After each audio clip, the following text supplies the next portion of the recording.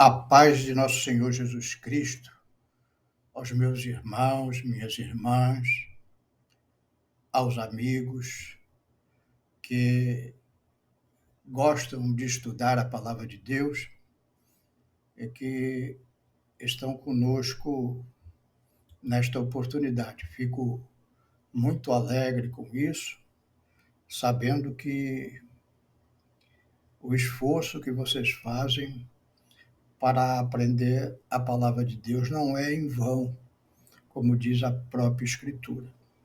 E nós estamos neste trimestre, primeiro trimestre de 2025, com um tema para a nossa escola bíblica, em defesa da fé cristã, apologia. E na lição de hoje,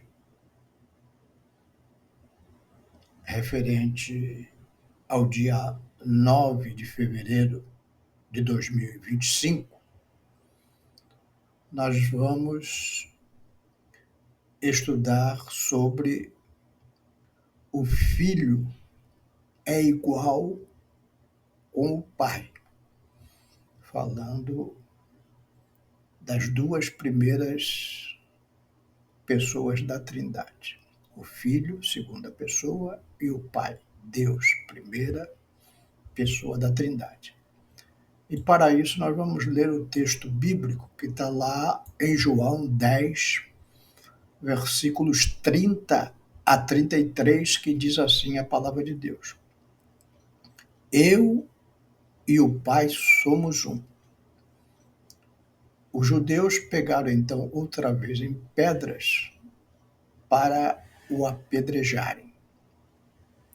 Respondeu-lhes Jesus: Tenho-vos mostrado muitas obras boas procedentes de meu Pai. Por qual dessas obras me apedrejais? Os judeus responderam dizendo: Não te apedrejamos por alguma obra boa, mas pela blasfêmia, porque sendo tu homem, te fazes Deus a ti mesmo. Vamos orar, pedir entendimento sobre esse trecho muito importante. Os judeus acusando Jesus de blasfemo, porque Jesus se dizia igual ao Pai, igual a Deus. Vamos orar. Senhor, meu Deus, aqui diante desse texto da tua Escritura Sagrada, Senhor, pedimos da tua graça, teu entendimento para a nossa edificação na tua palavra. Isso te pedimos em nome de Jesus. Abençoa também teus servos, a família dos teus servos.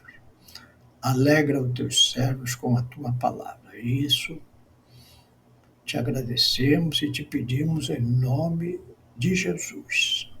Amém.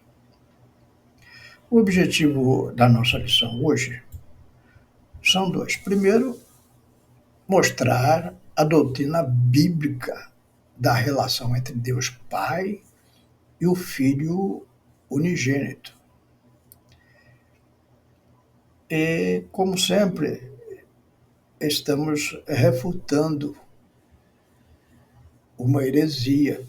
É o propósito do nosso trimestre, é defender a nossa fé contra outros ensinamentos contrários às escrituras sagradas e daquilo que temos como mais precioso na nossa fé. Então, na lição de hoje, vamos refutar o subordicionismo.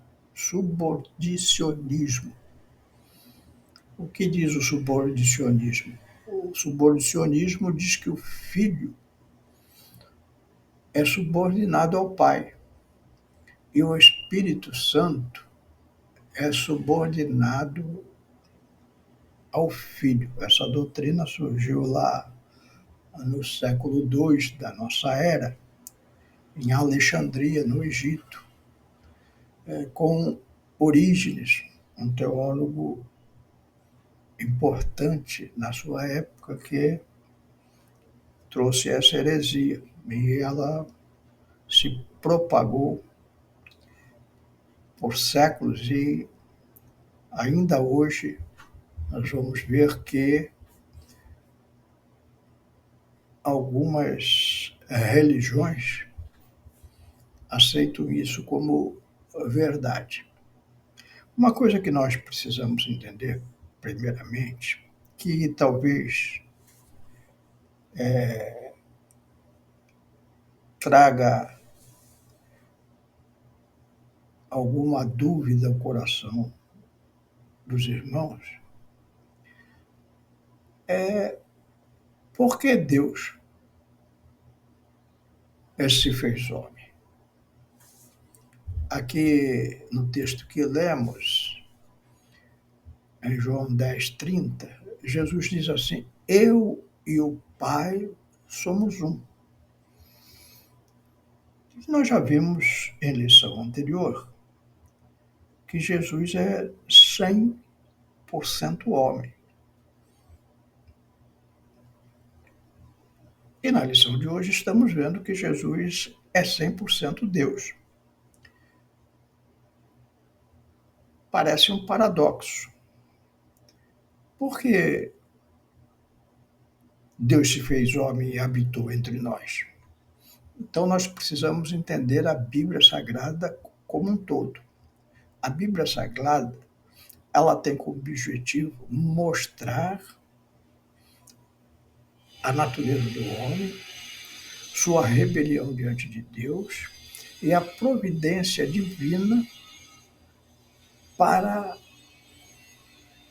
a restauração, esse religamento novamente do homem com Deus. E quando Adão pecou, o que é o pecado? É desobedecer a Deus. Deus tinha dado uma ordem a Adão para não comer do fruto do conhecimento do bem e do mal, e ele não respeitou essa ordem. E aí vem a punição, expulso do paraíso, morte física.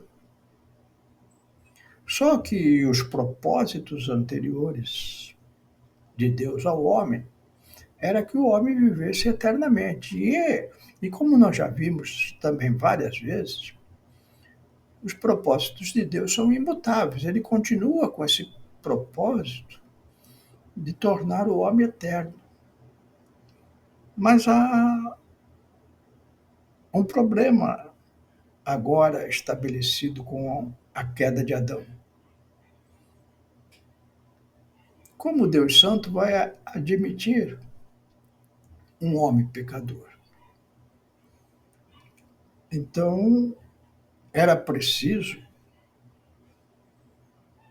que o nosso pecado, ou seja, a nossa dívida com Deus, fosse paga. Mas é impossível ao homem pagar essa dívida. Porque na sua natureza caída, o homem não tem força para ter uma vida totalmente santa diante de Deus. Então Deus se fez homem e provou, através do seu filho, que era possível a Adão ter obedecido a Deus. Então Deus, agora homem, na segunda pessoa da Trindade, Jesus, ele vai andar nesta terra cumprindo toda a vontade de Deus, como era o plano original de Deus com Adão. E cumprindo todos os preceitos de Deus, ele é levado à cruz. A cruz é um julgamento de Deus à natureza pecaminosa do homem. E Jesus, morrendo na cruz, está satisfeito a condição de pagamento da dívida diante de Deus. Agora, Deus, através de Jesus, homem crucificado, pode perdoar todos aqueles que, como nós, aceitamos o sacrifício de Deus como pagamento a Deus pelos nossos pecados. Percebem, então, a necessidade de Deus se fazer homem? Percebem agora as palavras de Jesus, eu e o Pai somos um? Vamos entender um pouquinho mais da Trindade. Às vezes também ficamos confusos em relação a isso, porque nos parece um pensamento muito sofisticado, mas aqueles que se dedicam à ciência têm mais facilidade de entender a Trindade. Por exemplo, o átomo. O átomo é a menor unidade fundamental da matéria,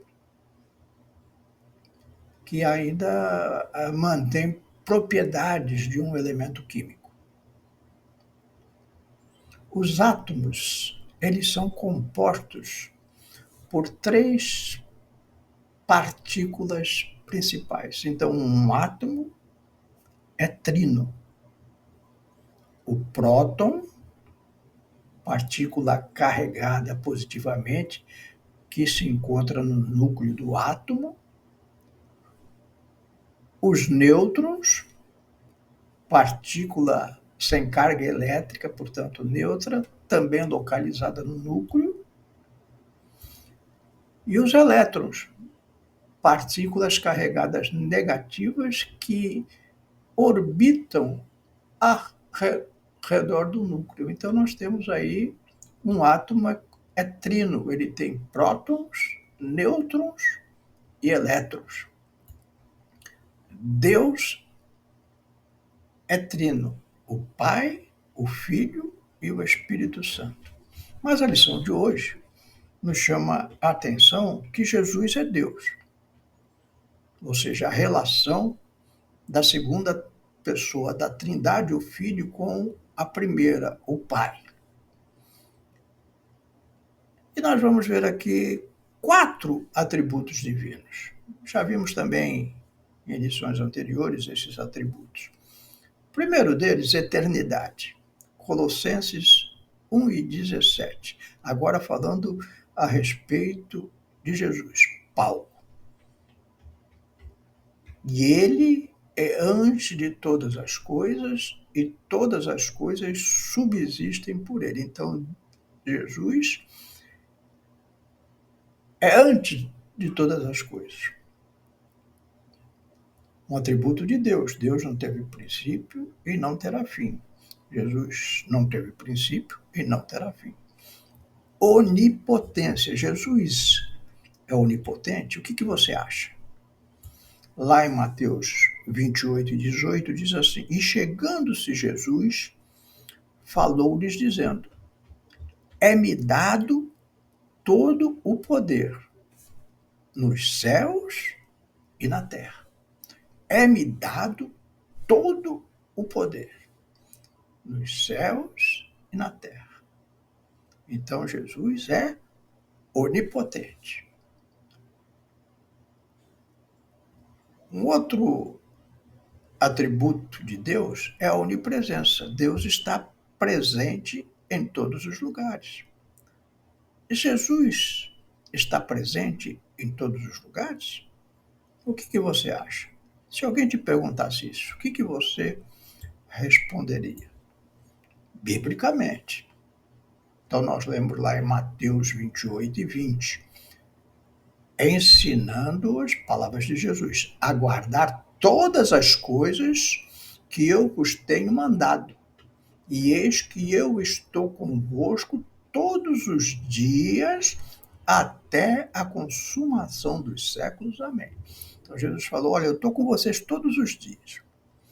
Quando fazemos os nossos cultos, falamos, Jesus está aqui. Quando saímos de casa, na oração da manhã, para o nosso dia, falamos, Jesus vai na nossa frente, nos dirige, nos guia. A pessoa de Jesus está sempre presente. Um outro atributo de Deus é a onisciência.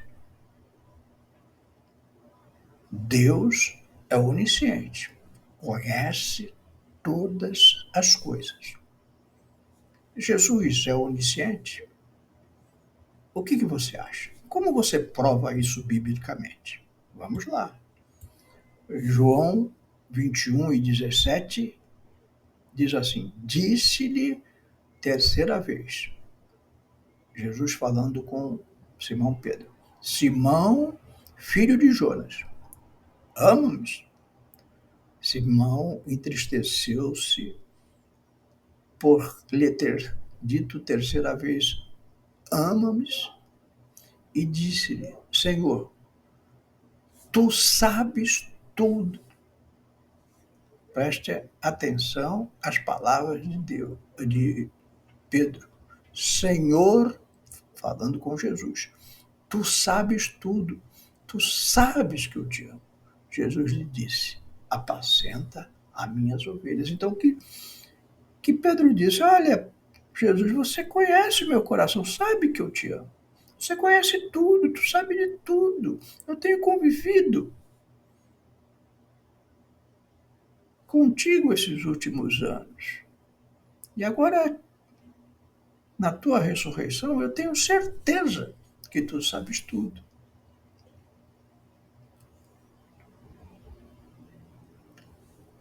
Então, só por esses versículos, já podemos ter absoluta certeza que Jesus, a segunda pessoa da Trindade, é Deus. Não se esqueçam do átomo. Prótons, núcleos, prótons, nêutrons e elétrons. A Trindade, o Pai, o Filho e o Espírito Santo. Agora, vamos ver sobre as heresias acerca dessa doutrina cristã, que é chamada de subordicionismo. Nós já vimos em lição anterior sobre os testemunhos de Jeová. Hoje não vamos ver. Eles também acham que Jesus não é Deus. Mas também o islamismo, eles também não consideram Jesus Deus. No Alcorão, o Alcorão é o livro sagrado dos islamitas. Ali aparece alguns pontos chaves sobre Jesus. Então, o que diz lá no Alcorão? Que Jesus, ele nasceu de uma virgem, Maria, Mariã. Seu pai humano. Seu nascimento foi um milagre de Deus. Deus, eles chamam de Alá. Sobre os milagres de Jesus, eles também afirmam que Jesus realizou vários milagres, como curar cegos e leprosos, ressuscitar mortos com a permissão de Alá. A outra coisa que eles dizem, aí entra o ponto-chave deles não considerarem Jesus como a segunda pessoa da Trindade, que no Alcorão Jesus é um profeta. Jesus é reconhecido como um dos grandes profetas enviados por Alá para guiar a humanidade. Mas Jesus não é o maior profeta no islamismo. O maior profeta no islamismo é Maomé. Além dele não ser Deus, ele é inferior em hierarquia até como profeta a Maomé. Sobre a mensagem de Jesus. Jesus pregou a mensagem de adoração a um único Deus, Alá. Alá é o único Deus, segundo o Islã. E chamou as pessoas à piedade, à justiça. Uma outra coisa interessante, mais herética, que eles dizem, é que Jesus não foi crucificado. De acordo com o Alcorão, Jesus não foi crucificado, e em vez disso ele foi elevado aos céus por Alá. E alguém que se parecia com ele foi crucificado em seu lugar. Essa alguns ensinamentos no islamismo através do seu livro sagrado, o Alcorão. Então você pode ler isso lá no Alcorão e nas suras. Suras são capítulos e versículos que mencionam Jesus. Por exemplo, Sura 3, versos 45 a 55. Sura 4, versos 157 e 158. Sura 5, ou seja, capítulo 5, versos 110 a 120. E Sura, ou seja, capítulo 19, versos 16 a 34. Essas escrituras do Alcorão, elas ensinam essas coisas que refletimos aqui e que consideramos como heresia, que é contra a nossa doutrina cristã da Trindade, o Pai, o Filho e o Espírito Santo. A Trindade subsistente nessas três pessoas. O Pai, o Filho e o Espírito Santo. E hoje vimos que Jesus, segunda pessoa da Trindade, é igual ao Pai. É eterno, é onipotente, é onisciente e é onipresente. Que Deus te abençoe, que você possa guardar essas palavras, decore esses versículos ou anote, para quando alguém, porventura, perguntar acerca da sua fé, você tenha argumentos bíblicos fortes refutando esses falsos ensinamentos. Sempre procure usar a Bíblia para explicar a Bíblia. Não dê opiniões. Use a palavra de Deus, que ela é suficiente para refutar todas as heresias que se manifestam na humanidade atualmente. Então, que Deus possa te ajudar nessa caminhada cristã, na evangelização, e que você possa fazer útil essas lições que estamos estudando para a glória de Deus. Amém? Vamos orar para Deus abençoar você, a sua casa, a sua família, e que dê uma vida de vitória. Senhor, meu Deus, aqui te agradecemos, porque as tuas escrituras nos abrem os olhos para a verdade.